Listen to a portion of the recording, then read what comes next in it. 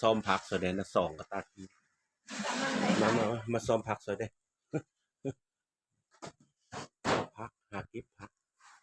สองกับตาพักกระซีดพักบงปุ่นเดี๋ยวนี่แหละเห็นในคลิปก็อย่าลืมเดี๋ยวกดติดตามพวกค้าในสตูซ้อมแบบนี้ก็ซ้ำละซ้อมมืดไปเลยมึงไม่ได้น้อยได้เห็นว่านั่นนี่ทางพักบงทางพักการจงทางเป็นสวัสดิให้ได้สอบ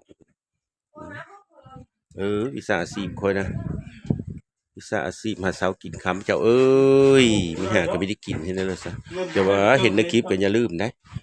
งามก็งามซะแท้เจ้นั่นเราซื้อทีละ40 50เราถามบ่ได้บ่อันผักกระสีนะวะผักสีงามโอ้ยบ่ได้ลงเอาว่าน้ำผู้ลาวได้สิเจ้าพวกว่าลาวแล้วกันว่าน้ำผู้ไทยพวกว่าผู้ไทยมันเป็นอันนั้นแล้วว่ามันงามก็มันละเอียดละอ้อยแล้วก็มัดนะแล้วนั้นเจ้าฝากกดติดตามเด้อพี่น้องเอ้ยก็บ่พบเจอเด้อลูกหลานทุกๆคนเหมือนเพิ่นมิตรสหายไม่ได้มีงานเพิ่นคอยในนี้ได้อวิคอยคลิปคอยมีแต่เพิ่งหัวของสูตรขายส้มกันยั่งอยู่ยังไม่หมด3 นึงยัง3 นึงสิว่าได้เลยซะนั่นแล้วที่เจ้าโอเคส้มผักก็ดีมัดแล้วละมัดแล้วก็ได้เอาเพตุ้มบ่ตุ้มมันโคตรงามได้เทวดาฟ้าเทศนะปักเสียน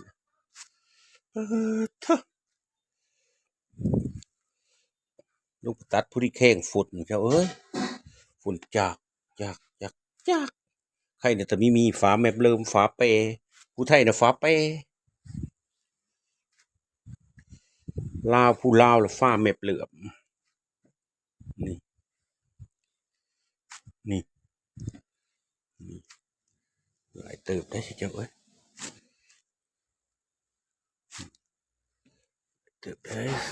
สองกระต้าเลยตัดโอ้ยขวาตัวนี้มือเสาจะกินส่วนมันกัดให้มันเป็นประบาดไหม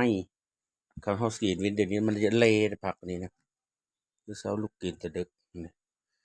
เห็นในคลิปก็เคยกดติดตามมาค่อยเด้อสิเจ้าเด้ออาชีพก็อาชีพอากูเบอร์ชีวิตดินะสู้ดิพักอันนี้ก็ได้มัดดีอยู่เราจนนะมีเอาไปขายเดี๋ยวจะเห็ดเนื้อโลกินป่นก็เมื่อยป่นละโลกินเฮาโลเฮาต้มนะบ่ได้ขมนะบ่ปิ้งป่นนะได้มัดเดียวนี่บ่เอาไปขายนี่ไม่ได้ผักกะสีแล้วก็ห่อไว้นี่เซนำก็มาซื้อจะลัดเอาไปกองเอาไปขายกะง่ามมันบ่โคตรเรียบร้อยได้อพวกเจ้าบันนี้ได้ก็สิตายน้ำผงผักกะสีนี่แหล้วเนาะโคบหมดกองขี้ยืมมันหั่นเบิ่งนี่พูด